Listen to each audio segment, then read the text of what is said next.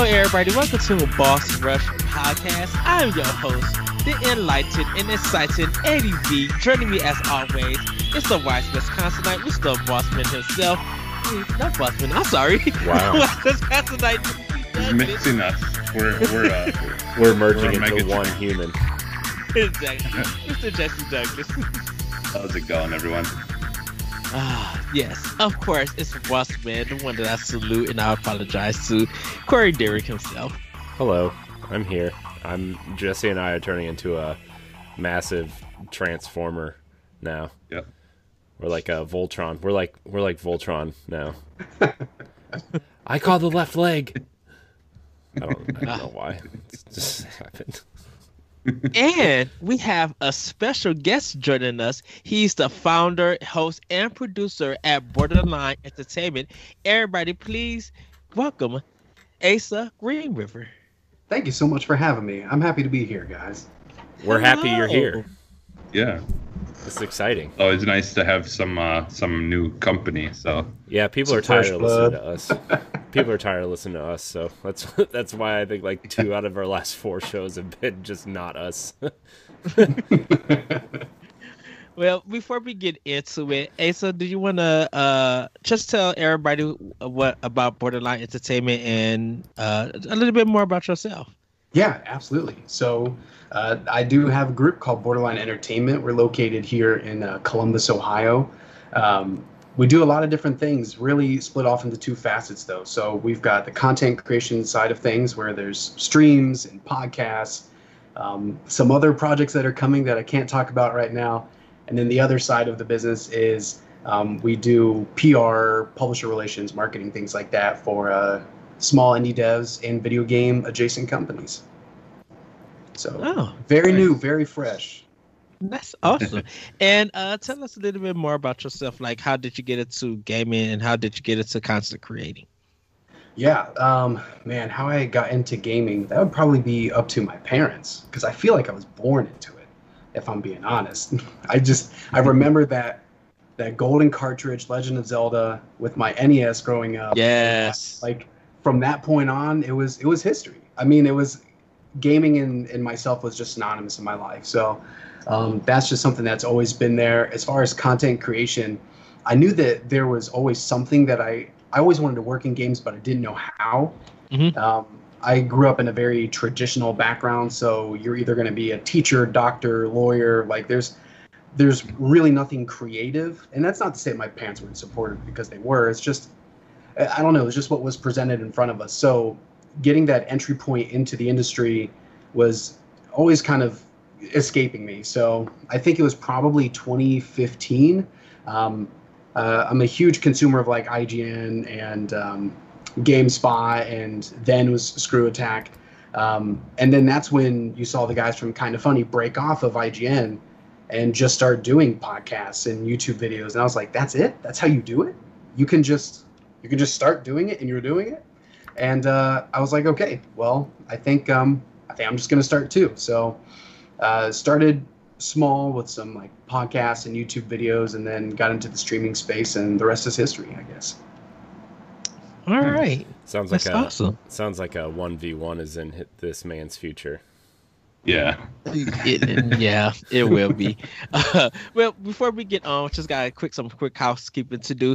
For those who don't know, this is the Boss Rush Podcast. We're each and every week live on twitch.tv/Boss Rush Games live. You guys could check that out. Corey, Jesse, and myself, as well as our friends from around the internet, come together to share our passion for games. If you can't join us live on Saturdays, no big deal. You can head on over to youtube.com/BossRushGames or your favorite podcast service Monday mornings to catch the show. Remember to like, subscribe, follow, rate, and review whenever you consume it or wherever you consume it. I'm getting this stuff mixed up. I'm apologizing, everybody. Sounds like Ed just woke up.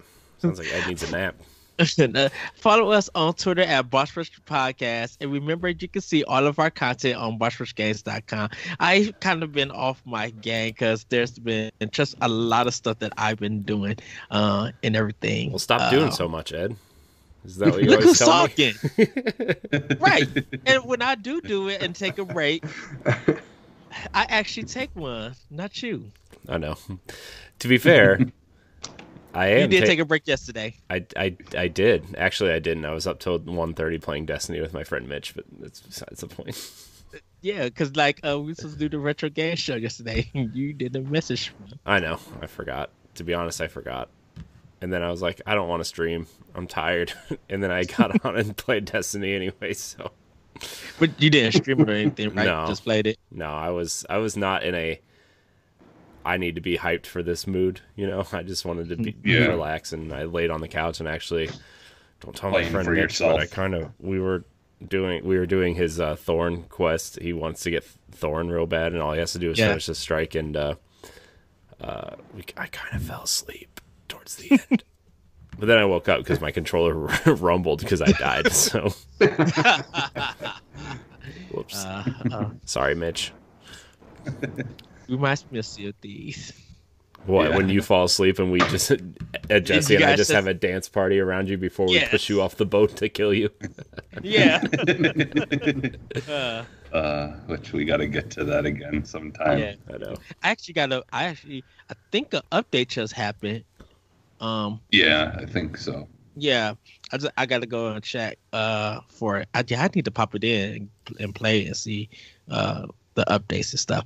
But Asa, how have you been doing in this quarantine time? Have you been, playing a lot of games? Have you been driving yourself crazy, writing? Because there's been a lot of people who be like, I cannot stay in the house one more day.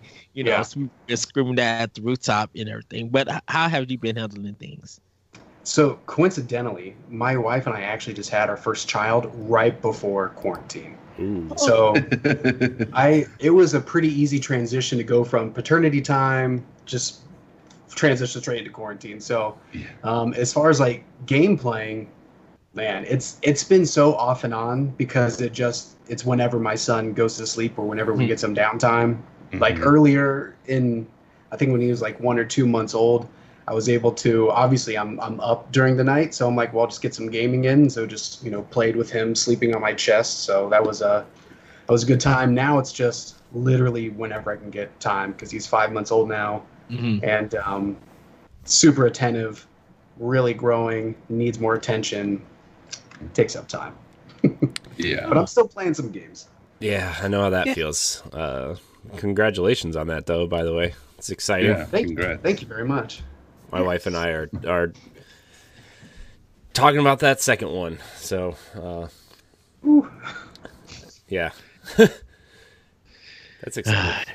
Kids are exciting. Yes. My kid is rambunctious, though. She just like sprints up and down the hallway, and she's crazy. She'll probably, if she wakes up early from her nap, she'll probably come in here and try to say hi to everybody. But we had a week of meetings, and she was like the secretary in the sense.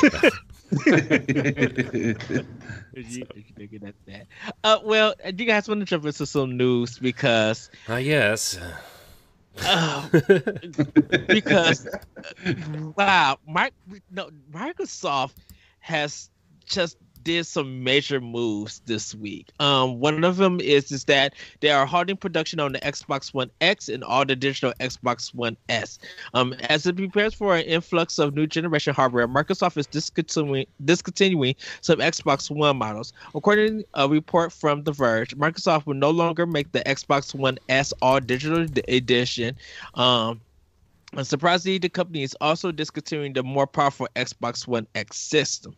While the move limits consumers' options if they want to buy a current gen system, the Xbox One isn't going away completely. Microsoft says the disc-based Xbox One S will continue to be produced and sold. If you've been hoping to pick up either one of the discontinued systems, you still have a chance. Retailers still need to clean out the stock of already produced systems, so you might be able to get them before they're gone.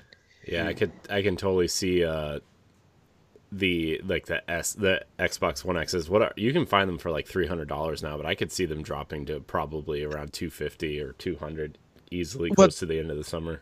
Well, this is the crazy thing. I can't find it nowhere. I've been looking for the One X, and Target don't have it. Best Buy, Walmart, all of them, they don't have it anywhere. Yeah, they like by me a lot of places too. They're all through quarantine. The Xboxes were all gone. Yeah. And all that was the only console that had any on the shelf still was the Pros, PS4 Pros. Our pros, all our pros are gone too. Like all systems. Only thing that you could probably find is like a 2DS. Yeah, we had like two 2DSs by us. Who's buying I that? almost did. I almost What's did. interesting I sold about that this, steering though, wheel. I'm surprised that they're discontinuing the X and not the S, since the X is more powerful. Exactly. I think my theory is that the Series S is going to be cheaper and more powerful. So if people want that in between thing, that it's going to be cheaper or be just as much as buying an X. Because if they release the Series S and it's the same price as the X, that's gonna look bad. That's gonna look kind of dumb. Like, who's gonna buy the X when they can get the next gen version? So I think that's what they're gonna do. I think it's gonna be like $300 or for the discless one, or cheaper. I think it's gonna be more than no. what. I don't think. I think it's. Go ahead, Egg. Oh, I think it's gonna be more because everything that they're manufacturing into it. Doesn't matter. They want to undercut Sony as much as they possibly can. Yeah. But the thing about it is that even though you want to undercut them, that system is going to probably be at $400 some dollars. Well, here's the thing, because I think the Series X is going to be probably 500 unless Sony goes 500. I think the Series X is going to be about 500, and I bet the Series S is going to be about $350. And if the Xbox One X still retails, $399.99 MSRP, you can get a cheaper box. If the Series S is $350, you can get a more powerful, cheaper box than the Xbox One X. Which, don't get me wrong, Xbox can always drop the price on the Xbox One X to hit that, but essentially the same price for a more powerful box is still kind of like, I don't know. I think it makes sense, because if you're going to use the Xbox One S to maybe as like their xCloud streaming box at some point in the future, like, to me that makes sense. But the thing about this, they have to mass produce the One S while mass producing the Series X, because you can't. Well, who's to say that they're not? Who's to say that at the end of the year they're not going to stop producing the One S too? I think once productions and stuff start ramping back for all three console manufacturers, you're going to see a lot of stock and back orders and stuff coming in. Because at this point in time, a lot of stores are still out. They've been out for years for consoles. So it wouldn't make no sense of let's just do some One S's and then fill everybody up with Series X, or PlayStation 4 Pro with PlayStation 5, and then switches with Switch Lights. It's just like trying to catch up on all of that. I don't know. I just say Xbox. It's going to be weird. Xbox has a history of really stopping production as soon as the Xboxes are out anyway. Once the Xbox One was out, it was really hard to find 360s. Once, when the 360 came out, you couldn't find an original Xbox anywhere. So, the only thing that would make me think the opposite of that is because, Phil Spencer said that their goal is for people to play games anywhere. That they're not going to release games on the Series X that you're not going to be able to play on the Xbox One. And so if they're continuing with this verbiage of play these games anywhere, I think if they were to take away one of those avenues for people who aren't ready to jump to next gen, wouldn't make too much sense. Like, I completely get where you're coming from, because that has been their past MO. But I feel like this is a new Xbox that's moving forward. Do you think that they just, like, if you want to play it on the old series, you have to play it on Game Pass? We're not doing the disc no more. Or, if you want to buy it, you only can buy it digitally. With Series X, it's going to be the physical and digital. When I would say by next year. because it wouldn't make no sense that first party and third party are still putting games out for 1S while they're really trying to get their money back on Series X. I mean, I could see them doing that, especially since they just made that announcement that they're partnering Game Pass and Project xCloud together. So if they're putting out games on, Project xCloud, I've been, playing Halo on my phone with that. So I think they can just keep releasing games. Rub it in, everybody. Keep rubbing it in. Still waiting. You can keep releasing games to that and still enjoy those games on your Don't get an iPhone. Well, we'll probably. I think once they give out more details about xCloud, how they go about it, because as great as the idea as xCloud is, I think like I'm starting to feel weary about it. And me and Jesse, I think I told you this, Corey. Me and Jesse, we spent like 40 minutes talking about Xbox Thursday. Like I called them and driving, and we was literally podcasting in the car, pretty much. And I mentioned, like me and Jesse I had mentioned to him, I was just like, what if every game that you buy if you buy it digitally, it goes automatically to your xCloud. And I said that basically does with the Xbox with the streaming app, because anything that you own, you're just playing it off of your Xbox instead of the servers. That's all. So like it already does that. You don't really have to. It's basically PlayStation Remote Play. It's basically what it is at that point. But there are some third-party titles that's not xCloud. That's not on xCloud. So I'm just saying. It doesn't matter. If you own it digitally, matter. You can still play it. Yeah, it won't matter. Your entire library will work once this launches. Yeah. It doesn't matter. Yeah. Are they going to make every game that you buy digitally? Yes. Yeah. Yep. Yeah. Everything. Anything that you can play on your Xbox, you can play through that. Yeah. Because all it's doing is it's playing it off of your console while you're gone from your house and streaming it to your phone. Ed, only reason why hold on, Corey. Only reason why I say that is because they were just like only 100 games were on xCloud right now. That was for the preview. That was for the preview program. But when they go full, they're going to open it up. And that's why I was weary, because I didn't know how everything was going to roll out. If they was going to just like everything that you digitally buy on Xbox, you could play in xCloud. Go ahead, Corey. I'm sorry. Yeah, but it's streaming. That's why xCloud is a different service. That's being able to play games you don't own off of a server. Yeah, basically, you know how PlayStation's Remote Play works, right? Like you just that's basically what it's going to be, is Remote Play. At that point, where you just switch it from the system to another platform. Yeah. Okay. So. Because that's what I was, and that's why it was weird when they said, when this preview wanted you could play 100 games plus, and now they're connected to Game Pass. Well, it's just like, what about the new stuff that if you buy? Yeah, it's just the preview only had 100 games because they were trying to, get this. I mean, it's just a preview. It's like a beta, right? Like you just trying to figure out how it's working. Well, and again, xCloud is something different. It's not. Yeah. It's like xCloud is, like I said, it's like having Game Pass. But but basically what PlayStation Now is, was I should say, all the games that are on the xCloud, not the console streaming part of the app, but xCloud is games that are there. You can click on it and play it. You don't have to download anything. You don't have to, it just streams it from a server. Okay. Because that's the difference. But they had to put the console streaming app in, so then they can make sure that you can play any game that you own. Because the third party, and that's free to everyone. The third party stuff, I was just like, what happens with that when you buy it and stuff? Are they making it part of the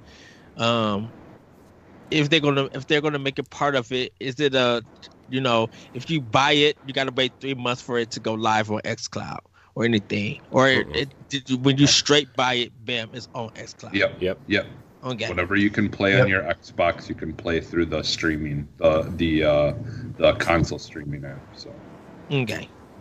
And that's why I asked you that question, because of I guess the preview thing that you mentioned, Corey. Yeah, and I was confused by that. I had said at one point that you can just play all that through the console streaming part of the app, but it's so hard to talk about things like that sometimes when you. Yeah, it was just weird on how, I guess, the way that they was doing the beta of it was going to go live was the same thing going to happen. It's just live, and then they just add games month by month or week by week. Yeah, and I think they're probably working on like stabilizing stuff and all that. Like the testing stuff is basically people pushing it and testing its limits and things, so they can try to tweak stuff and make it run properly. And so, do you guys all think that xCloud is? Do you guys think xCloud is good to be played on the phone, or do you think that you need a bigger screen to really enjoy it? I was fine on my phone. I mean, because really the only thing that was hindering is like your connection to the internet. Mm-hmm. Everything else ran perfectly fine.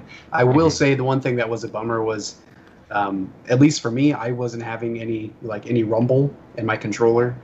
And that's going from an Xbox One controller to a PS4 controller. There was just no haptic feedback or anything. But other than that, games played fine. Okay. Right, because it looks like, will that somewhat be like the new Switch for Microsoft, in a sense, that you now can carry your games with you, in a sense, carry your games with you on the phone or tablet? Because when I was talking to Jesse, I was just like, I think they're going to be pushing more. I know they're going to be trying to get it everywhere, but if I was Microsoft, I would be trying to push xCloud and everything I can with my Surface tablet on the go, so people could get a better experience with that. Well, and see, to your point, like, if this is going to be Microsoft's Switch, I think they're going to put their games on the Switch. I mean, we've already seen Ori and Cuphead, and they've said, I thought it was 2018, that they were going to bring Xbox. It was a very vague statement, but they were going to bring Xbox to the Switch, that they were working together. So I could see them bringing xCloud as an app on the Switch itself in that partnership. Yeah. I think if they did that, that would be, ultimate, just because the Switch already has controllers built into it, like it would. Exactly. You don't want to fight Nintendo in the handheld game. Like, I love my Sony handhelds. I'll fight for them to my last breath, but nobody beats Nintendo when it comes to the handheld game. And Microsoft knows that. Mm-hmm. Yeah. So can't beat them, join them. xCloud coming to Nintendo Switch. You heard it here. Well, no, you didn't. Never mind. You heard it here like a year or two ago. We said that it was going to. Right. Well, we've been trying to see if Game Pass would show up on Switch than xCloud. Well, I think it would, but it would show up through xCloud. Yeah. You would have to have xCloud, and then that would allow you to access Game Pass. But it sounds like to have xCloud, you need Game Pass, the ultimate. I said. Well, not necessarily. Well, yeah, kind of. You probably just have to pay for it separately. I'm sure we'll find out more about it at some point. So. Okay. Well, we're going to jump into our next story. I cannot believe this is actually happening. Lego NES officially unveiled. After early tease, Lego today revealed details about its newest building set, which looks like one that will have special significance for gamers. The Lego Nintendo Entertainment System is a faithful brick recreation of the old system, and even includes a controller and a game pack that can be slotted into the opening. Don't forget to blow on the cartridges first. And one especially fun extra feature, the set includes a retro TV that allows for a scrolling screen effect accomplished by a crank on the side of the TV. The scrolling TV also includes a cool feature where you can scan the Lego Mario from the recent Lego Super Mario starter course and have him react to on-screen enemies and obstacles on the scrolling TV. The new throwback Lego set is going to be available beginning in August through Lego retail stores and on Lego.com, and through order retails beginning in 2021. And you guys can check that video out. And all of these stories are coming from Game Informer. I Nintendo's making moves. I mean, I think they already had a good relationship with Lego, with the Lego Wii controller, and to like literally see them go forward with them to be like, yeah, we're trying to get our brand out to different places. Lego is kind of one of the best ideas and decisions that they made to work with. And seeing this, I'm just like, please give me a Rob the Robot one. Yeah, I know that. I was thinking that too. Yeah, it's 2,646 pieces. Oh, that's amazing. Yeah, isn't it like almost $400 or $500 or something? I forget how much it costs. What the? It's the whole set thing of it's $230. That's not bad. Wait, it's not bad. That's not expensive for Lego. Set for $230. Lego's site initially listed the set at $200, then at $300.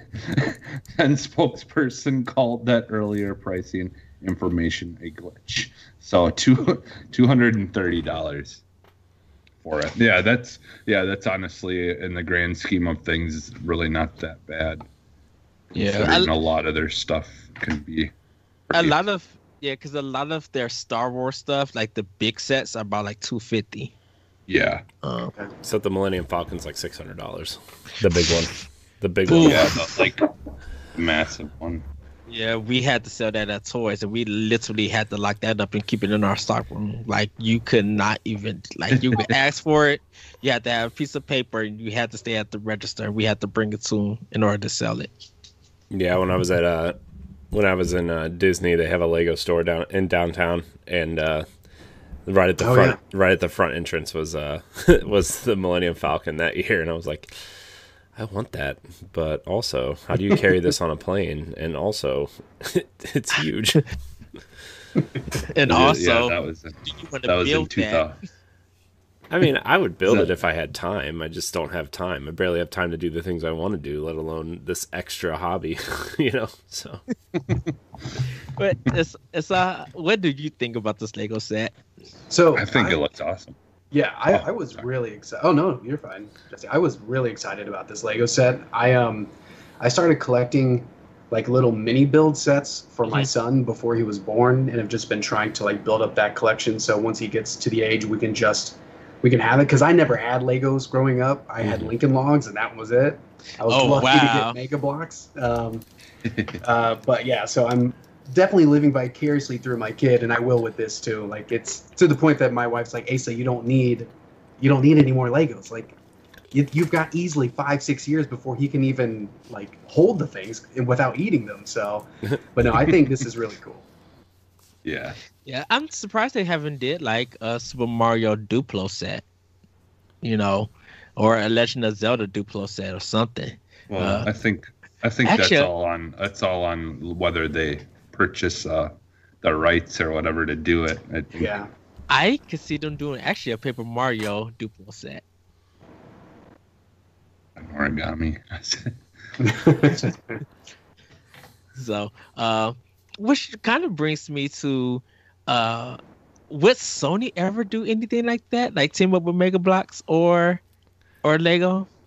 Do you think they have enough franchises to do something? I mean, we've already seen Microsoft do that, right? With Halo and Bungie with Destiny, right? Like those exist. So I mean, yeah, Cuphead's massive. Everything you can get everything Cuphead. But in terms of Sony, what are even their brands that would even fit that at this point? I mean, I feel like Uncharted and stuff. They do things. They got the Pop series.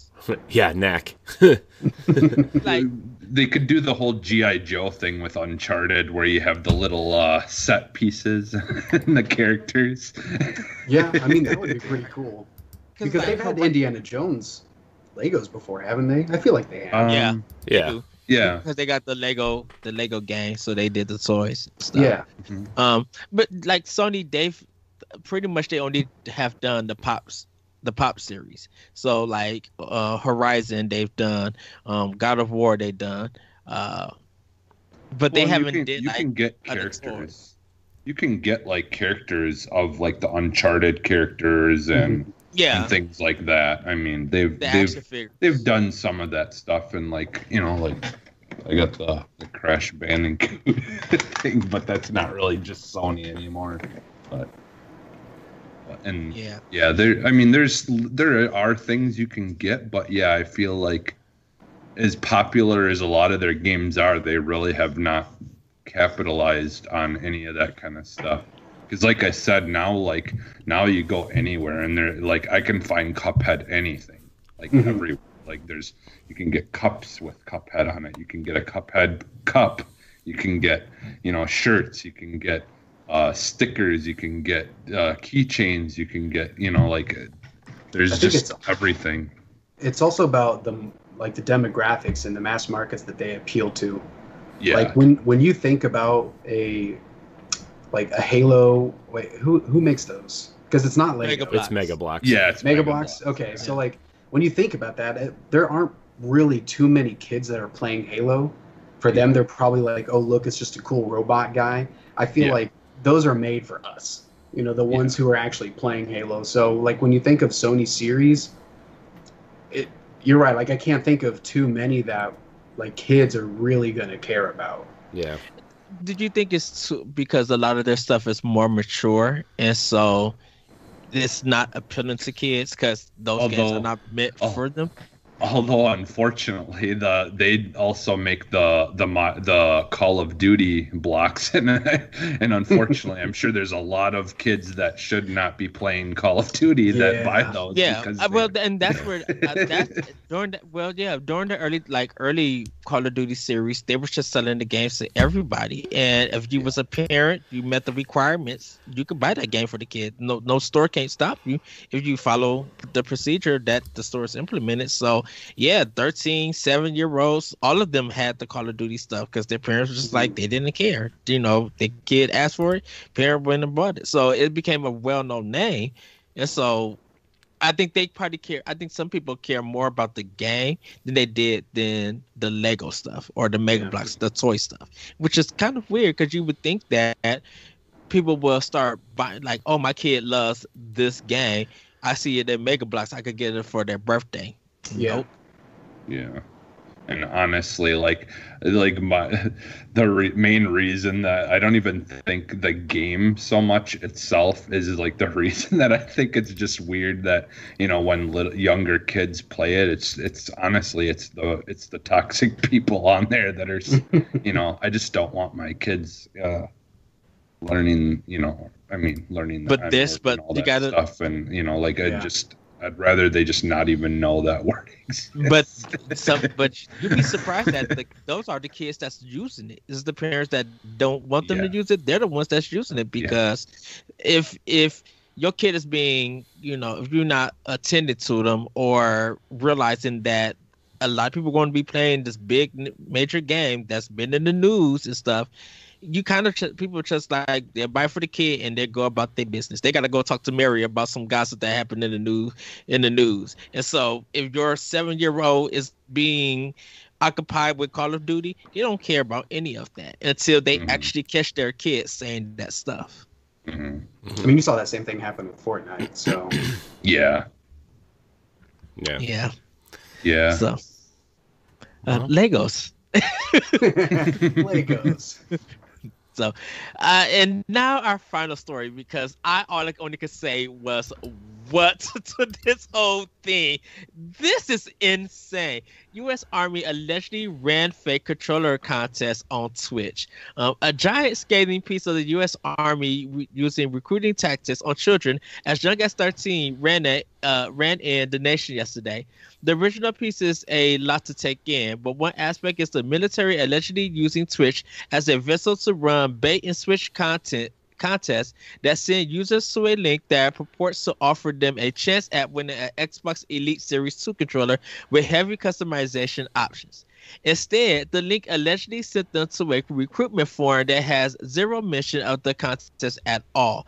Sign up for a controller, get a spot in the Army. That's not how this is supposed to work, is it? Automated links that shoot out at scheduled intervals are nothing new on Twitch. Many popular streamers use it to broadcast Discord channels, brands, contests, and even just reminders to like, share, and subscribe. But this is just tricking people into heading to a recruitment site via controller contest appears far outside of what the rules allow. Twitch responded to a Kotaku inquiry about the shady tactics being used. The murky controller contests have been removed via Twitch's requirements. Per our terms of service, promotions on Twitch must comply with all applicable laws, a Twitch spokesperson told Kotaku. This promotion did not comply with our terms, and we have required them to remove it. If you're looking for more information on how video games and streaming services are being used to recruit for the U.S. Army, there's a lot more in the Nation piece. What? Yeah, I saw this pop up yesterday, and I was like, "What is happening?" Like, yeah. Oh, it's not a good look. Not gonna lie, it's not a good look. No. So those are some sketchy tactics. Yeah. And like we're literally just talking about impressionable kids playing Call of Duty, playing Fortnite. Imagine, like, you've got your no-scope skills, and you're like, oh, I can get a free controller to be better. Well, why don't you practice your no-scope skills in real life? You know, like it's not a good look whatsoever. No. Yeah, like, fortunately, there's a lot of sketchy stuff that goes along with that. But then it's just like it's worse. Like, do we not have enough recruitments for the U.S. Army? Are they in need of people? And so they got to reach out to the gamers. They're always in need of people. I don't know. It's just a bad tactic. It's just a bad look, especially for something that's like government related. Like that's just it's just not good. So there's certain things that you just, you know, I mean, like it's one thing to have, like, let's say, like, Microsoft is having some kind of, like, you know, like big like setup where people can come and play games and, you know, blah blah blah, and then have like a section that's for, like, you know, the military, or, you know, military people, or, you know, like where you can like interact with them and stuff, you know, like doing just a regular traditional, like, you know, outside thing. But yeah, to be just like lying to people, and, or, you know, using links to to redirect them is just, it's not, because it's, you know, like that they're doing that without any official, like, you know, being able to do, like, they didn't ask for permission, they didn't, you know, like, it's just like, in my opinion, I honestly think that should almost have some kind of legal you know, issues, because you're you know, it's like you're basically advertising something without any kind of, you know, like, I mean, you can't even listen to music while you're streaming on Twitch without possibly getting banned. So, DNCA. you know, like, yeah, so I don't know. Which they still never clarified that, like, what brought that on. I mean, to me, that kind of makes sense, though, because it's copyrighted music. It's just a general thing. But somebody posted something. This is totally not about the controller thing, but somebody posted something the other day that said that Spotify and Twitch or Amazon Music and Twitch should team up, because of you know, Twitch is owned by Amazon, and you can be able to stream anything if you're a Twitch Pro member. Is that what it's called? Twitch Prime. Yeah, and you should be able to stream music from Amazon Music. Yeah, which I thought was actually a pretty decent idea, since, you know, Amazon owns Twitch.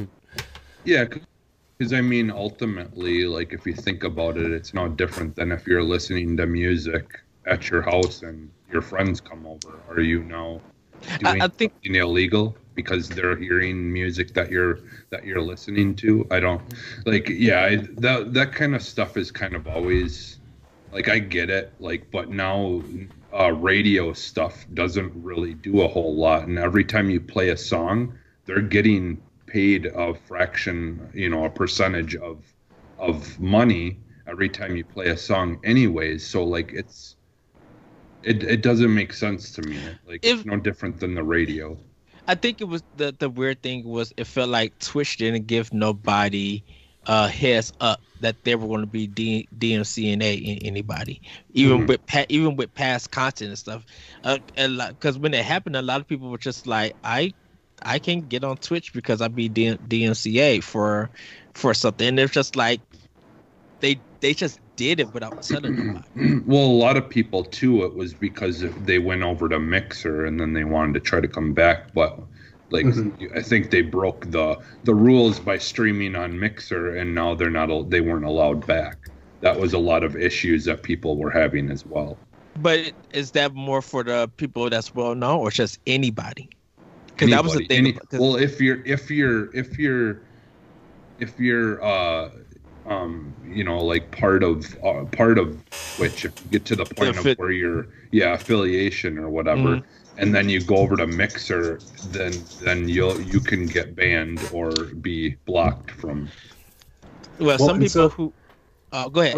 I was just gonna say the rule there is if you're an affiliate, you just can't do like a simul stream. You can stream you could have streamed to Mixer, it just can't be. I think it has to be like 24 hours later. You just can't stream the same exact content. Yeah. Okay. Yeah. Okay. And I think to what you were saying, I get it. Like, people are listening to music in the background, but you know, before, when people were listening to music and they're getting a fraction of that purchase or whatnot, I think a healthier way to go about this would have been, okay, if you are affiliated or if you are what's the other one? Partnered. If you're affiliated or partnered, since you're making money off of these streams, I think what would have been better is, okay, let's take, if you're playing music that is copywritten, then let's take a fraction of what you would have made off of that stream and give it to that artist, instead of just, hey, we're going to mute all of your content or delete your VODs without even checking with you. And the thing about it, people who just joined Twitch or who played their games on Twitch was nothing, didn't have no partnership, didn't have no deals, nothing on it. Any music that they had in the past, they got DMCA. So they just did it across the board and told no one. And that's why it was just weird. I'm like, why didn't they give nobody heads up about this? People literally just found out that they got it. Well, the thing is though is it's always been considered illegal or not something you should do to stream copyrighted music. That's always been an issue, no matter what you're doing it through, no matter where you're doing it. You know, the laws have always been that, like, streaming music without having a permit to do it, like radio stations and stuff have, like they have like a permit to stream that music. Like they're like you know, that's part of being a radio station. So it's always been something that you're not supposed to do, but it's just finally now that they're starting to come harder on people about it. Because that's the only difference. The question was has been DMCA versus fair use, and if you're streaming it and you didn't purchase it, we could see a DMCA. But people feel like if I've gone and actually bought your album, I should have every right that with fair use that I should stream or play a song. Well, you can listen to it. You can listen to it. You can't stream it. And that's where the argument comes from, is that it should be fair use because I already gave you my money for it. Well, I mean, technically, if you're listening to it and somebody joins your stream, that makes 1 lost sale, and then if you have 5 people, that's 5 lost sales, and if you get 10 people, that's 10 lost sales. So, like, that's where the issue comes in. Like when we watch movies, like we can't stream the movies or post them on YouTube or whatever. Even if we're doing commentary over it, I think technically there's certain laws to how you can do something like that and how you can't. Like just because, you know, it's the same thing. I mean, yes, it's a song versus a visual property, but it's still under the same laws. You still can't just share a song with someone without the proper rights to be able to do it. Right, and I think it's still a legal battle right now with it. I think they haven't made a final decision, and I think that's why some people might do like 30, like you only could do like a certain amount of time before you get DNC. I think it's like 30 seconds or it may be less. That you could like demo the song and then you got to take it off. And so it's something that's still up in the course, and that's why I was just like, that sucks for people who want to play Tony Hawk and stuff, because you can't play it because it has licensed music in it. Mm-hmm. Yeah, I mean, you can that's play why they usually have it where you turn it off. Yeah. So I don't know. That's why I always stream Jesse's music. So Jesse said I could. So. Yeah, I said anyone could. Go ahead. And I wonder, does Twitch has to get permission from the artist? Like, if an artist, they'll say that anyone could use my music, but do Twitch get like a formal letter or something, be like, okay, this artist's music you guys could use? Well, I mean, it's also, I'm pretty sure it's just like Jesse doesn't have to, because Jesse doesn't have like a label or anything that owns the music, right? That's also where that comes in, where like if you're playing stuff from Tony Hawk or off of Spotify or something, those are all music that's owned by record labels and stuff. So right, because that's licensed music. But I mean, if somebody creates their own music and just puts it on SoundCloud or whatever, and they say, oh yeah, you can use it, whatever, like, there's I don't think that's what the issue is. So I don't know. It's probably, I think it's more related to like the labels, because I've seen a few people that have said, hey, I have made this entire playlist of music that I made myself. It's on Spotify. Save it, and you can play that while you're streaming. But they're not a part of a label, so you don't have to worry about getting copyright strikes. Yeah. Mm-hmm. Yeah. Okay. Well, we'll see what happens with that in the future, because I normally just play the game music because I'm just playing the game that's built in. I don't really feature any artists or anything. No disrespect to you, Jesse, or anything, but I'm playing Okami, and there's some good music in there that I'll get what people to hear. And I don't feel like it don't feel like I'm playing Okami, and then like 3-6 Mafia comes in talking about killing people and stuff. I'm sorry. I apologize. But just saying, using that as example, it wouldn't make sense. But we're going to get to our gaming get down, because we all probably have been playing a lot. And I'm going to start with you. What have you been getting down to? Yeah. So yesterday was a big release day. I ended up going for Paper Mario instead of Ghost of Tsushima. I'll get to Ghost, but I'm also playing Last of Us Part 2. And I don't need two heavy games, so I needed something that was heavy and something that was a palate cleanser. But I'm really, really loving Paper Mario. I'm probably only, 2 hours in. But the charm, the writing, I love it. I understand the criticisms, like not being able to get experience points. I mean, that's not as big of a deal to me, but everything else in the game is fantastic. And then The Last of Us Part 2 has been incredible as well. I know if any of you have played it, but I'm probably about 15 hours in there, and it's making me do stuff that I don't want to do. Like I don't like killing dogs in games. I do. You go for it. So the kills in there are so visceral that it's almost like gut-wrenching. Makes you uncomfortable. Puts a chill down my spine. It doesn't do, killing animals in games doesn't do nothing for me, because first of all, I'm like, it's just like killing a robot or killing enemy. It's just data that I'm killing, and their goal is to stop me. And definitely, if a game has a long thing with their loading screen, I'm going to blow you up to the fullest. I don't feel like fighting you after a 5-minute load. So, Mr. Doggy, you got to go bye-bye. Boom. Shot. I don't feel like dealing with none of that. So I don't.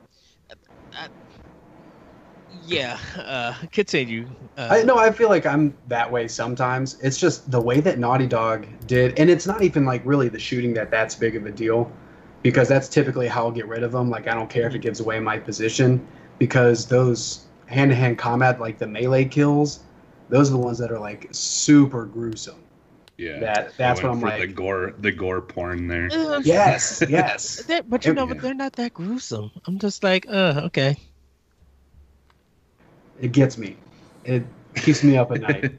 Yeah, a lot of people. It's been pretty difficult to play that game. I'm like, but you guys been doing this in Metal Gear Solid, and you have not said not one thing about it.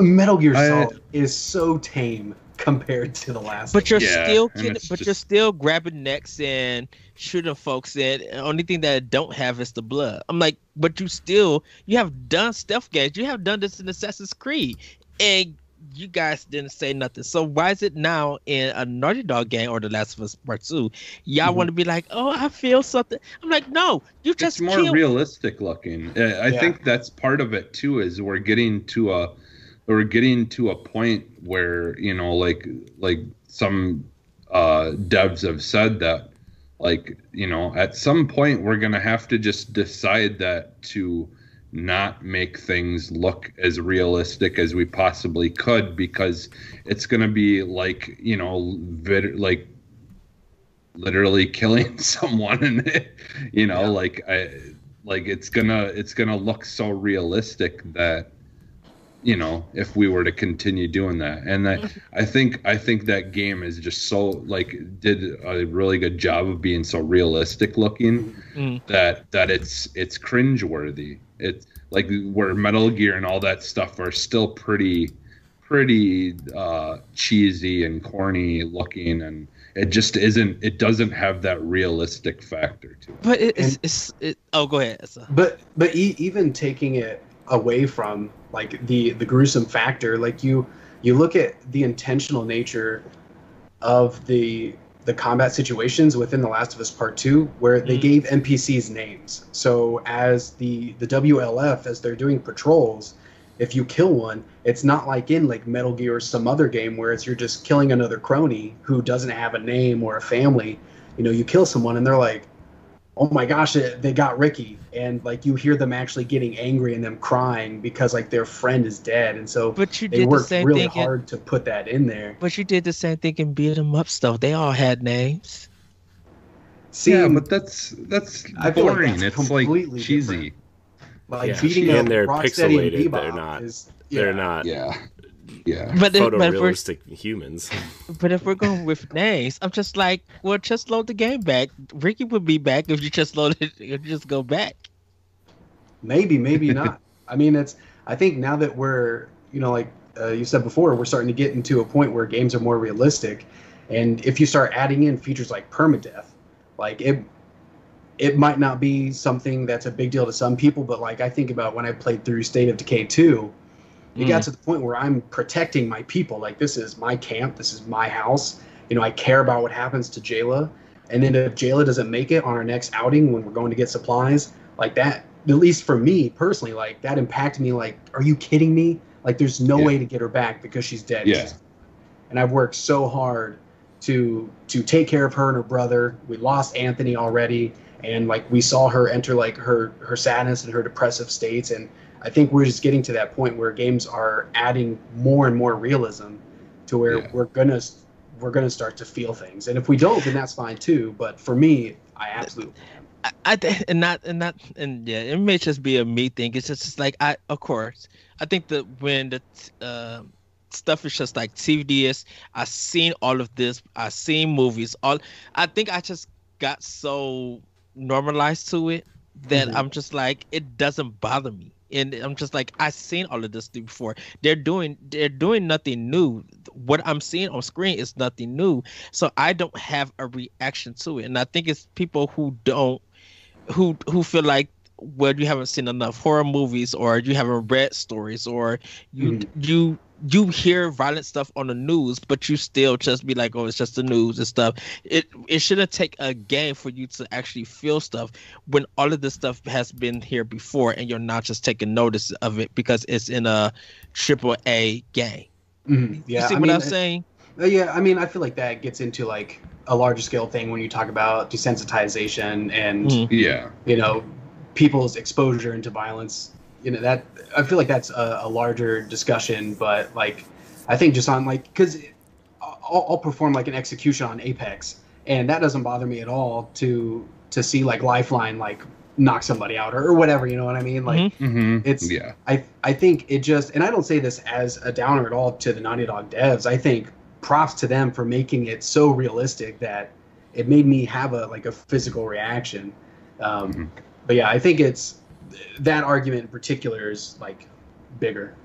Which is weird because I get a satisfaction when I'm stealthing them. I get a satisfaction when a dog runs into one of my bomb plants and they blow up.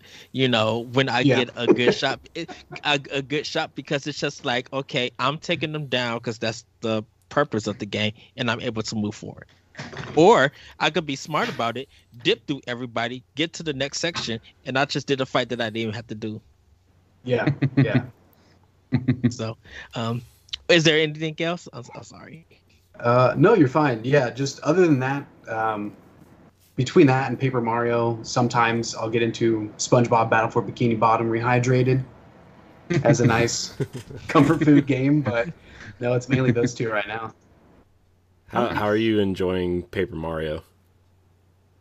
I really enjoying Paper Mario. Like I said before, the charm. I played some on stream last night for the first time, and the writing is as clever as ever. The visuals are fantastic. Like whenever Nintendo puts out a first party title, I'm literally just like slack jawed just at how beautiful the game is, because they really do a great job. I put on my Twitter page when they come in the Mario Kart. It's the big town thing. I was just like, okay, this is Mario Kart 9 right here. I'm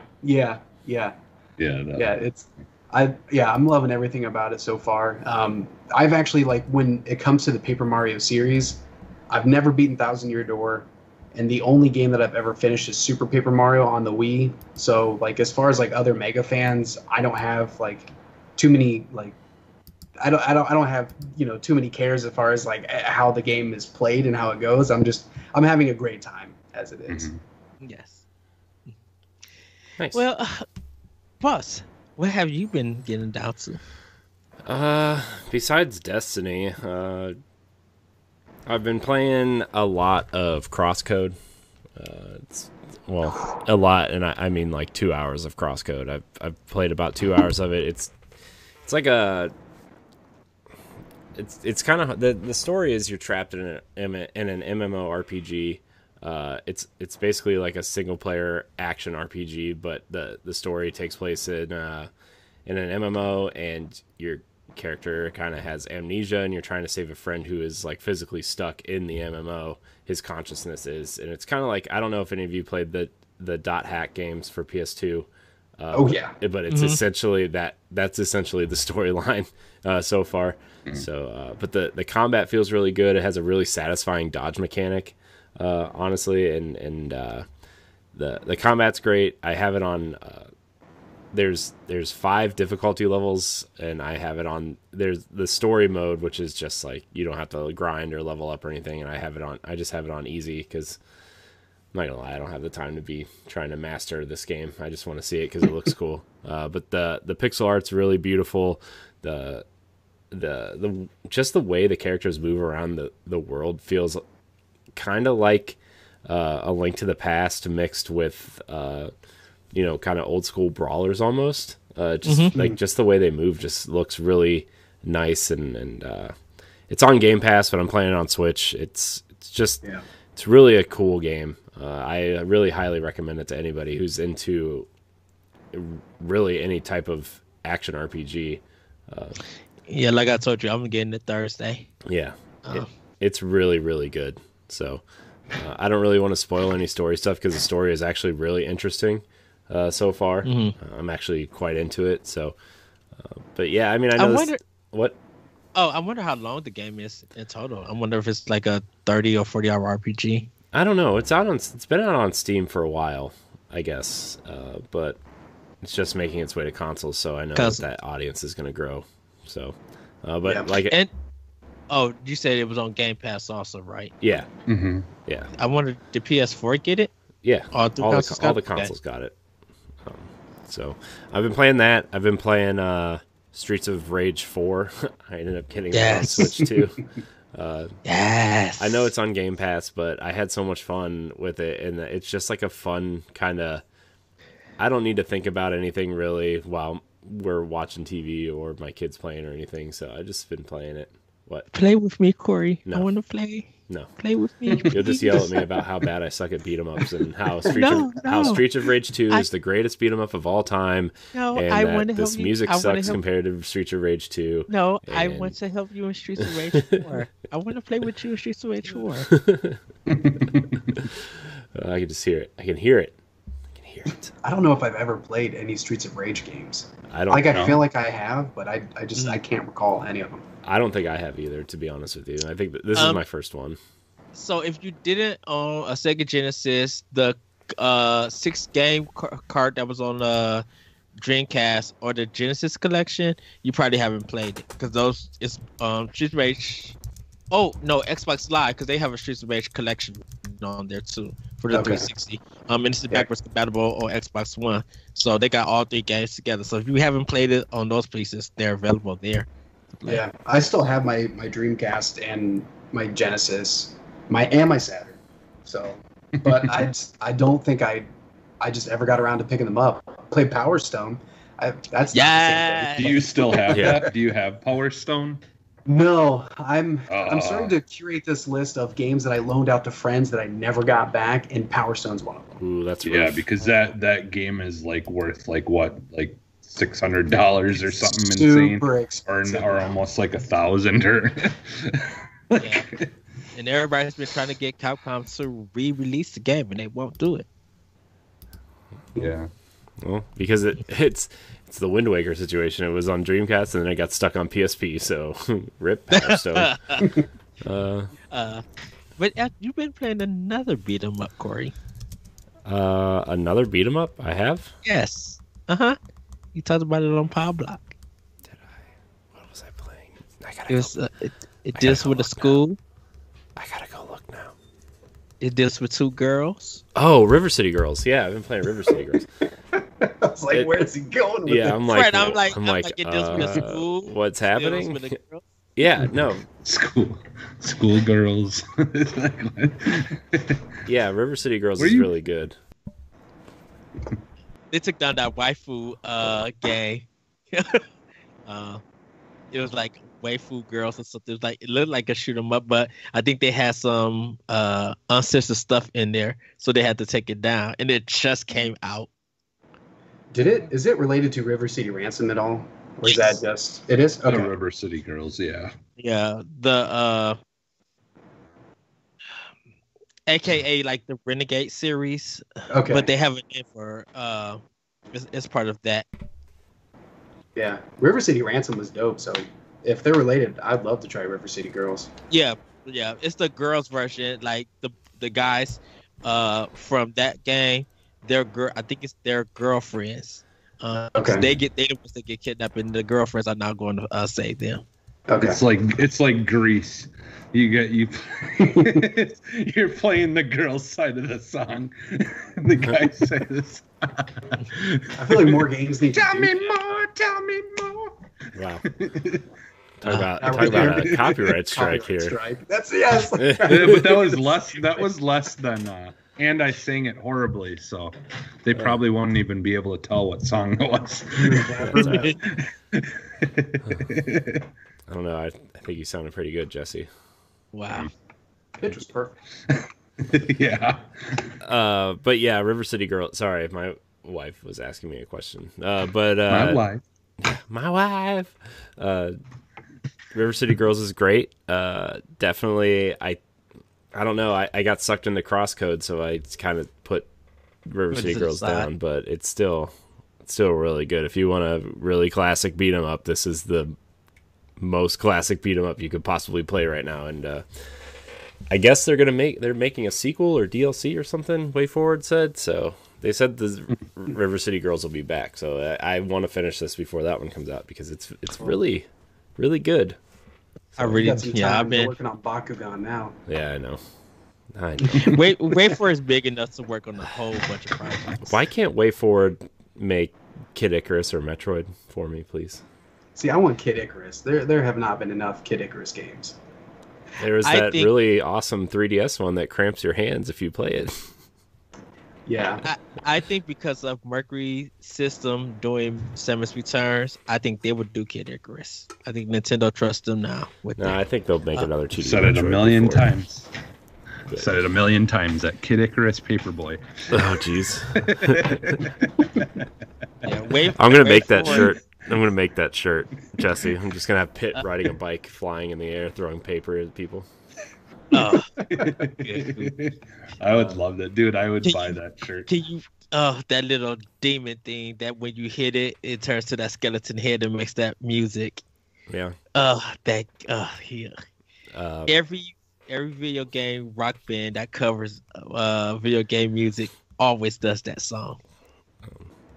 So I've been playing that. I've been playing Fell Seal Arbiter's Mark, which is a tactical. It's like Tactics Ogre and Final Fantasy Tactics. It's basically just a really, really deep version of that. It's very the art style took a little bit to grow on me, but it's growing on me. But the gameplay and the combat is really, really well done. I can't stop playing it because it's scratching that Fire Emblem itch in a different way, and it's really fun. It's really cool. I'm only about an hour and a half in, I would say, but I really highly recommend it. It's very, very, very well done. And then, of course, I've been playing Destiny, a lot of Destiny. So I got Outbreak perfected and Whisper of the Worm this past week, which was very exciting. Those are two weapons I sorely needed, and now that they've extended the season till November 10th, I will be grinding out the rest of those exotic weapons I do not have. I don't care if they're good or not. I'm just gonna go get them. So what does the meta favor right now?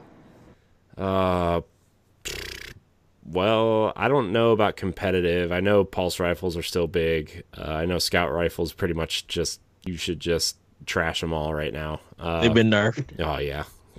Scout rifles are just not great to have.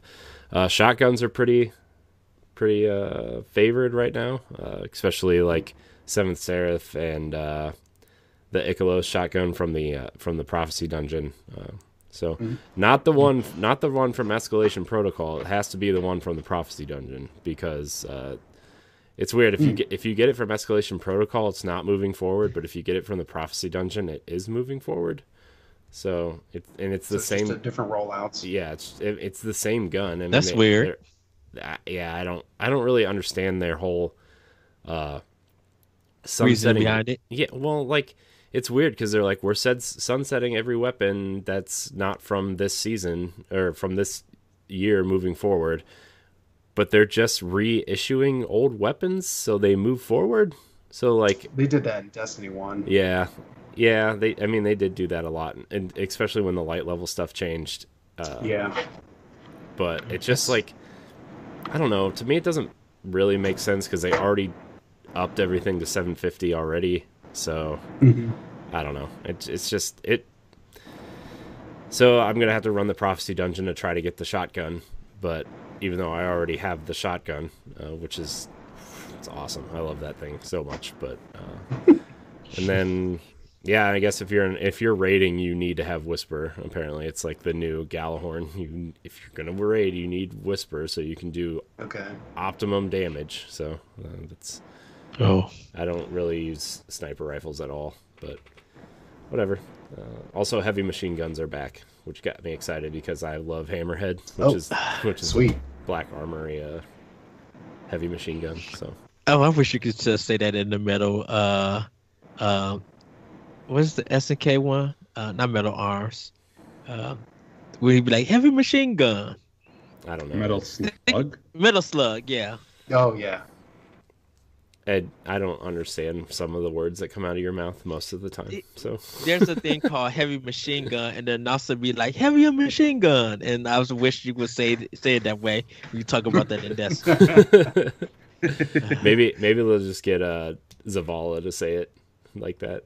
When you pull it out, heavy machine gun. So, So that's kind of it. I've been trying to work on a bunch of things since live shows are kind of be a thing for us moving forward. I'm trying to make new backgrounds that incorporate animations and stuff. So just to spice things up, I would say. So I this coming week, that's what I'm going to be working on. I'm not going to be doing very many shows, I don't think, this coming week because I'm working on that. But yeah, that's kind of it. I found a cool program for that if you ever want. You did? Yeah. Because I used it for the game chat background. I've got like the different emblems and controllers. Every once in a while, we'll do like this like static flicker in the background. Nothing like too distracting, but something every once in a while. It's a little visual treat. Nice. We might be talking after the show about that. In other words, you will. Yeah. Well, Jesse, what games have you been getting down to? So I bought a couple of games on Switch that I've kind of been looking to get. I had a little extra money because I had sold my steering wheel thing that I had that I really didn't want to get rid of. Mm-hmm. But I was like, well, I could get $140 some for it if I sell it. So I might as well, because, with Paper Mario and everything coming out, I'm like, it would be nice to have the little bit of extra money. So I ended up getting Sonic Mania, and I played that a little bit, which I enjoyed it.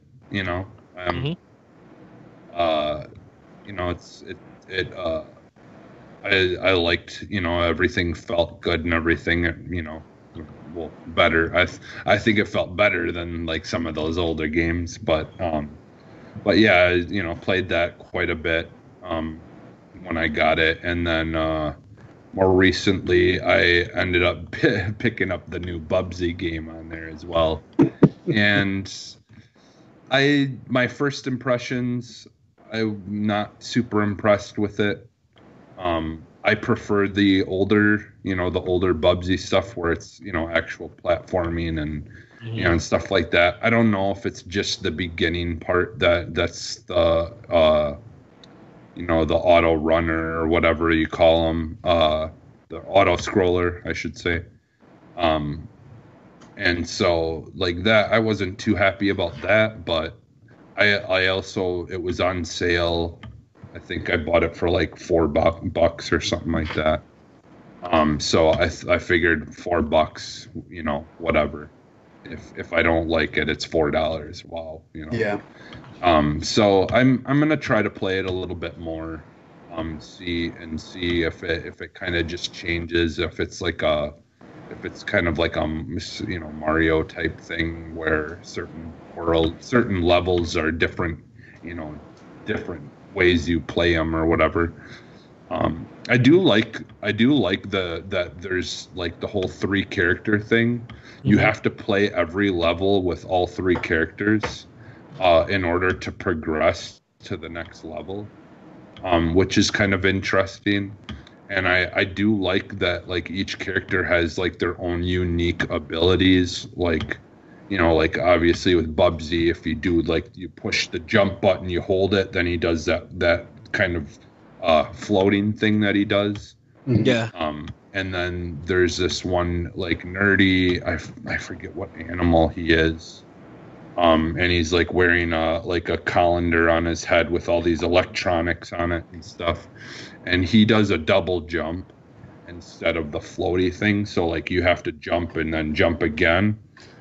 And then the chick is like this alien, and she's in a little flying saucer that can shoot.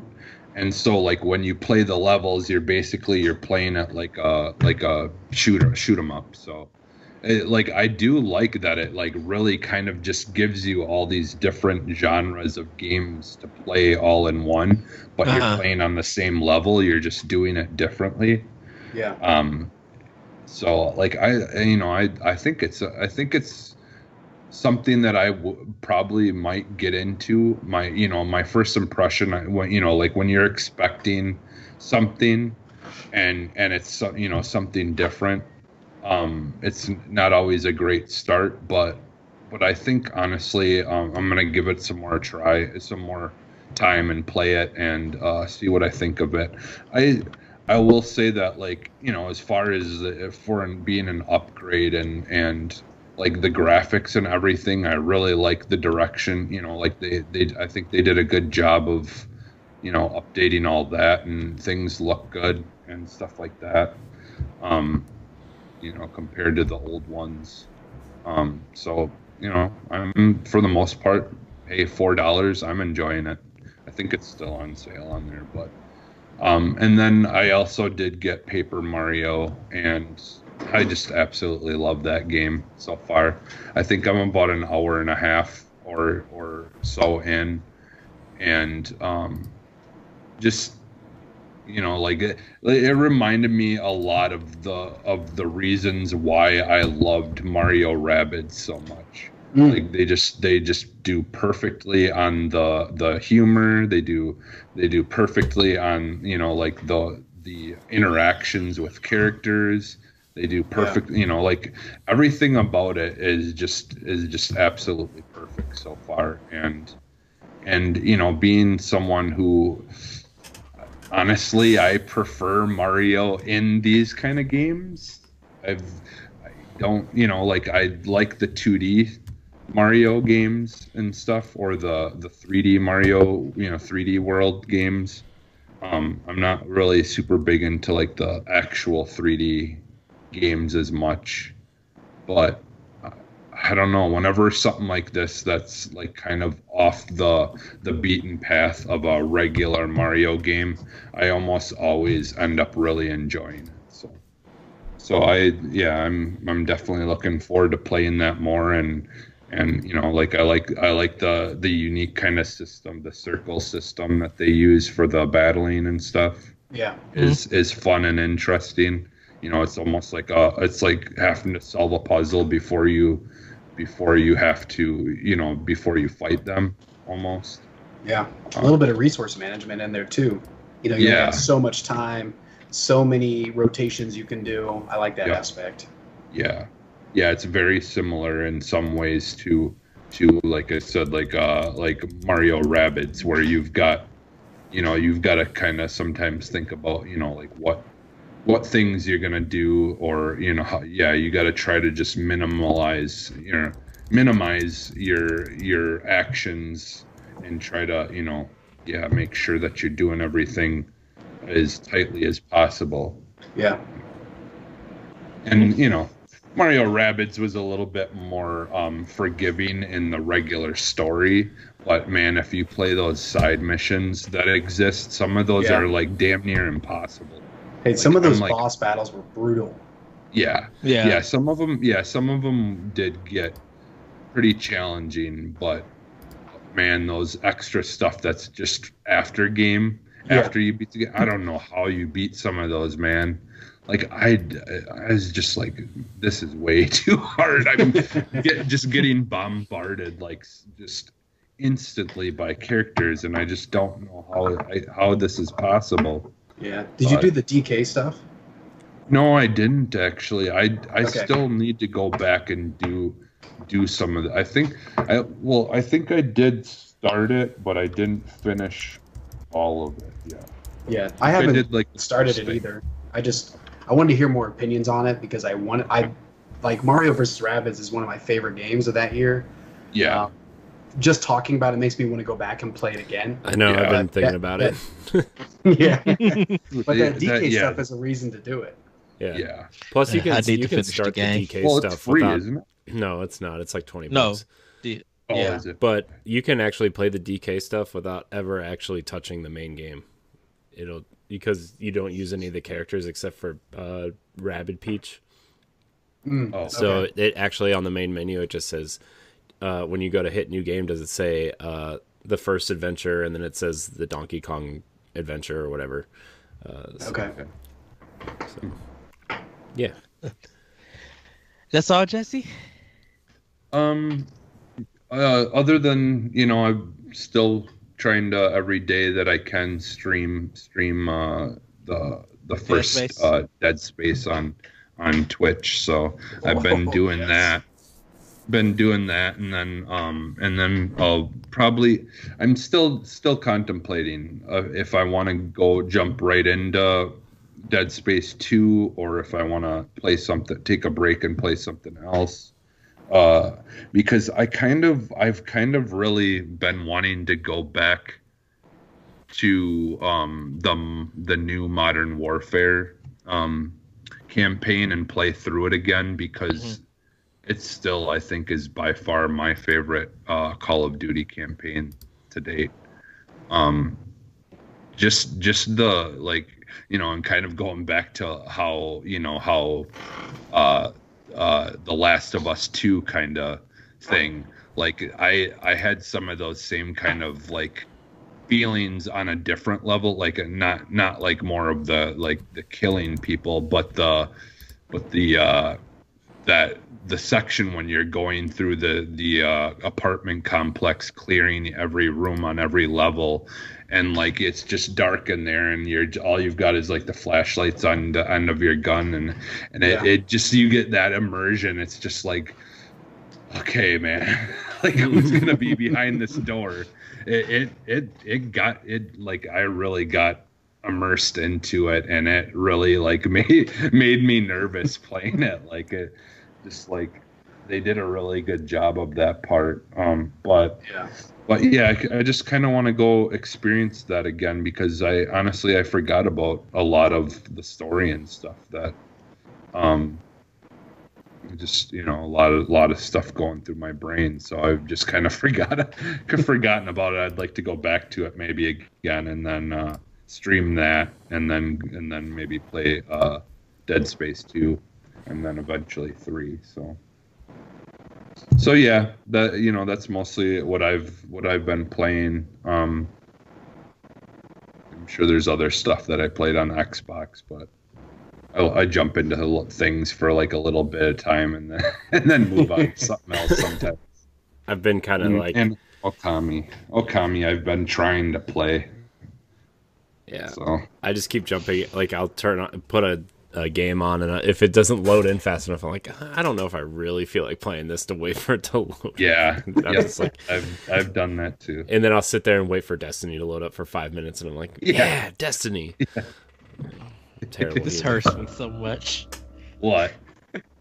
I put a book club game. Y'all not really playing my book club game. I'm playing it. I'm not gonna What's lie the to you. book I don't club play game? It's Okami is our book club game. We still need to talk about Tomb Raider. We still need to do our Tomb Raider book club at some point. All right. Everybody who had a book club game, that Jesse and Corey, they put out their book club game, and I played them to the end. And this is my month, and no one's really playing mine. So sadness has swallowed me up on me. Well, listen, you can add Asa to that list, because I would be happy to. I never finished. I think I probably got maybe 30 minutes into Okami. Oh, so you watched the opening cutscene? I watched the I watched the opening cutscene and then played just a little bit, but it was just at a friend's house because he got it. Because at the time I had PS2, so yeah, I beat it on PS. Yeah, we're doing the HD version. I hear great things about it, so I'd love to. And it's something that for Jesse and Corey, that is something that they never played, and it was just like, these are games, like this is a game I think you guys could get into because it's a Zelda style game. Of course it's Japanese, but I'm like, it's something that you guys never really got to experience. So I wanted them to experience it freshly, because I'm like, they're not going to beat it. You guys not going to beat it in 12 days. There's no way that you guys are going to dedicate 12 days to beat this game. You don't know that. You don't know that. I'll finish it. Have you finished Tomb Raider? I'm at the end. I think I've got like 5 or 4 hours or 5 hours into it so far of Okami. Yeah, well, yeah, it's just, I should have honestly got it on my Xbox because I'm more likely to play it on there. So I did my dude. I'm doing my dude. I got just one more think I like about 2 or 3 more bosses, and then I'm done with the game for Okami HD. To be fair, Ed, you do have a lot more time than we do to play games. Yeah, but book club is like that we got a book club game that should take priority at least. Yeah, don't put your child down for a nap. Play Okami HD. I know. I mean, of course you can play anything that you want to play, but it's just like, okay, I know, let me spend one day at least playing the book club game and then spend that time doing it. I'm like, because you guys were hyped by doing this. I was hyped for doing it. We made a list. We said that we would play it. We would do shows for it. I have kept my bargain up for it. No, well, I know. More like Ed. I found out this existed. I gave you guys games. He said, "Hey, give me games to pick for it," and I'm like, yeah, this." Because next month is Rhyme, and I already got Rhyme ready to go on PlayStation. Like I'm ready to play. Play Rhyme, huh? Rhyme? Yeah. You said so. It's your game, Jesse, next month. So I'm already got that ready to go. I don't. I gotta re-download it. I think. It's leaving Game Pass too. So. Yep. I think I bought it. Outright, anyways. I have it on Switch, which is not the place to be playing that game, but that's just me. So. Yeah, Okami HD I played on Xbox. Might as well roll into what I played. I streamed Mega Man 2 last Sunday, but it didn't save on my Twitch thing. I don't know why. I'm thinking of Mixer. Which weirdly they took Mixer off Xbox One and didn't tell nobody. Like, I thought this was still gonna be on to the 22nd. It is. It's still on my dashboard. Mixer? It's still there for me because I have it right at the top. Right, but I can't stream through Mixer. Can't broadcast it at all on Xbox One. Well, I mean, it's probably for the best since, doesn't exist after next week. So yeah, they're just like, let it go, man. Because that's where I was streaming Okami. I was doing like an hour or two of Okami. I was streaming it and then downloading it. I almost beat Mega Man 2 within an hour. But I died on Quick Man stage with the laser beams, and then I got the bomb thing boss kind of stopped me, so I only had like 2 more things I needed to do and I could have beat it. So but that's what I played on Xbox. For PlayStation 4, I did pick up Ghost of Tsushima. This game is gorgeous. This game puts, I'm sorry to say, this game's put Horizon Zero Dawn and The Last of Us Part 2 to shame. I could see that for The Last of Us for sure. This game made those 2 games look old, like they still belong on PS3. I seen it and I'm like, oh yeah, this is a PS5 game. It's gorgeous, like the lighting, the area, the wind, just like, man, Sucker Punch really went all in. This is the way to go out with a bang. Sony, like, they did a fantastic job. The combat is kind of take it or leave it at this point, but it's not bad. It's not difficult. It's really easy to learn to get into. You just got to pay attention. What I don't like about it is if you don't change your analog stick for the camera, it's inverted. So if you're pressing left, it turns the camera right, and vice versa. Like it's flight controllers, like you was doing like Star Fox or something. So if you're not into that, you have to fix it. It's very weird on how they do it. When you're walking, it's like over the shoulder, but you can still see your character. But when you get into fights, it opens up in a sense, and it's just like, that's an interesting choice. I would rather it just be opened up all the way instead of having it there. But the fights are good. The loading screen don't take long to do. You literally could go anywhere and take pictures and stuff like that. I haven't did like the some of the other stuff that they offer, like the monotone look. I haven't did that yet. But voice acting is good. Cutscenes are great. It's really it really is a great game. I would literally put it up there though with Horizon. For me, Horizon and The Last of Us, not Last of Us, The Last Guardian. I put it up there as some of the best PlayStation 4 games. To own, like, and show on your TV. And the reason why I say it blows The Last of Us Part 2 away is that the Last of Us Part 2 is a good technical looking game. Everything else is just like, okay, whatever. Like the lighting in The Last of Us Part 2, that subway scene, the subway where it's red and dark. Yes. Oh, that scene's so good. Yeah. But there's not a lot of visual, like, everything looks pretty samey throughout. Yeah. So Ghost of Tsushima I think that really deserves and earns a spot for a Game of the Year nomination. It really does. How do people want to do The Last of Us Part 2? That's going to be a controversy. I don't know how that's going to go. But Ghost of Tsushima, everybody's really enjoying it who's playing it. Paper Mario, this game, like I said, has straight shot up to the top of my Game of the Year nomination. This game is literally funny. There's one section you get to in the beginning. Bowser, he's already folded up and everything. Mm-hmm. And one of the origami villains come out. It's a Shy Guy, and they're talking and everything. And Bowser in the back being shady as ever. He's just like, I'm here, and that's dysfunctional, because it's just these little clips that Bowser is doing, and I caught it. I'm just like, I had to stop and put the game down, and I fell out laughing. I was just like, oh, the writing is about to be top notch in this game. The battles are really easy to get into right now. They're not really hard. So I think it's probably going to evolve later on. And I'm fine with it not having no experience system. It feels like a nice action Mario game, just it plays differently. That's it.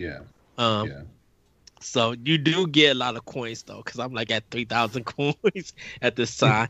And then people who are watching Twitter, they probably are seeing the tree section where there's 3 trees that's singing with a big stump.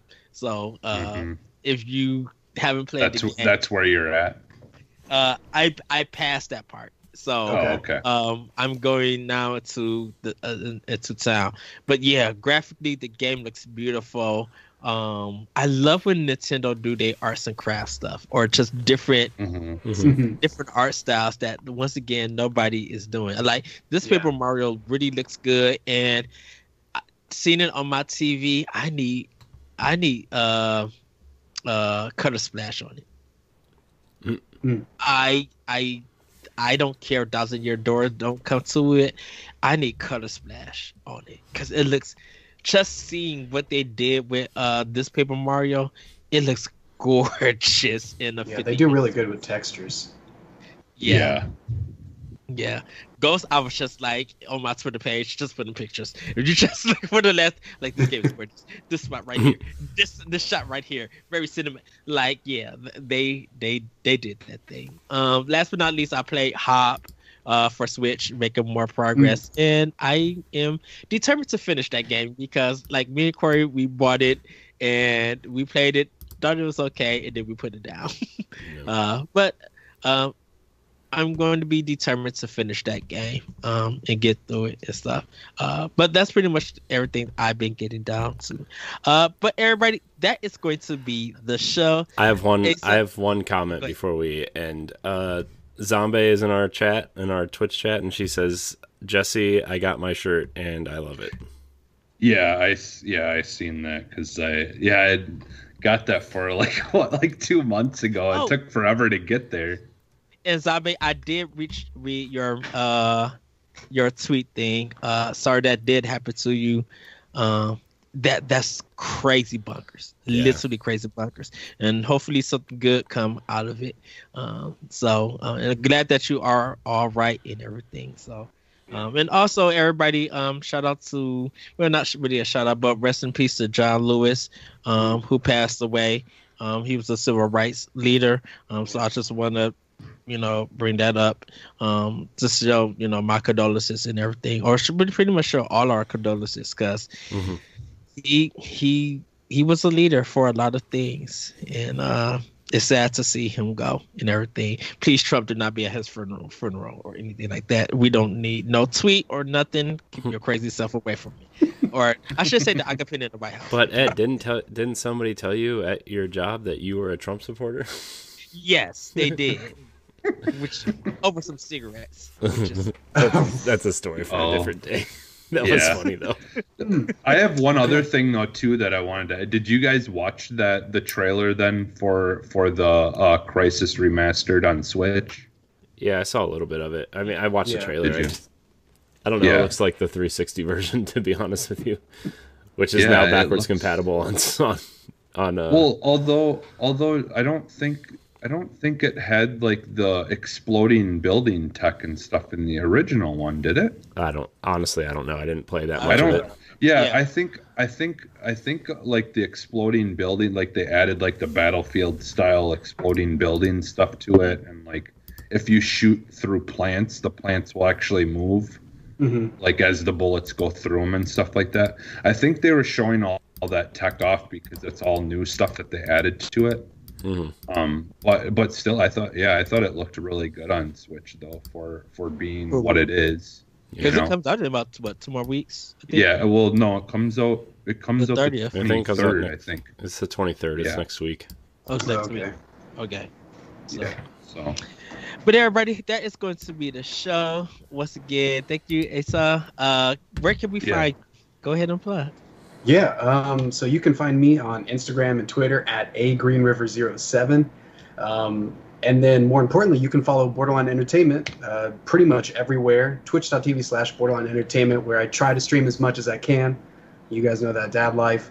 And we have our flagship show, Game Chat, is back. In fact, we got an episode tomorrow with Zombie, so super excited about that.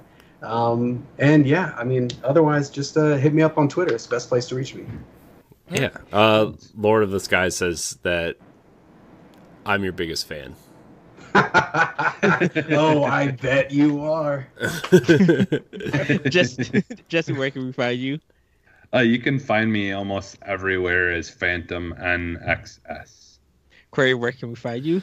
You can find me at I am Corey HD on Twitter and Instagram. You can also find me on Twitch at Corey HD and a plethora of other content here on Boss Rush Games. You guys can find me on Twitter at that retro code. You can check out Optional Opinion on SoundCloud and other podcast apps. Do check out the latest 1v1 where me and LaRon D, Exodus 803 have a 3-hour discussion of straight nerdiness.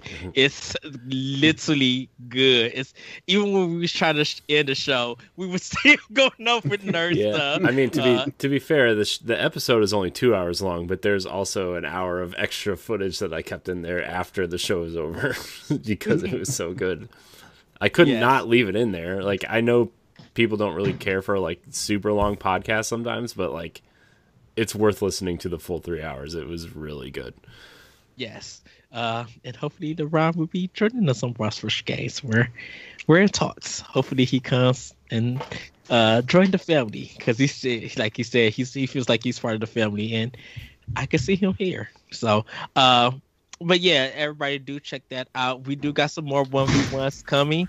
I got 2 interviews, and I can't tell you who they are, but I am super excited for the people that I will be doing a 1v1 with. With that, everybody, have a great week, have a great weekend, and as always, let's continue to play video games and be better to one another. With that, we will see you next time on Boss Rush Podcast. Bye, everybody. Bye. Bye, everybody. Podcast I listened to earlier.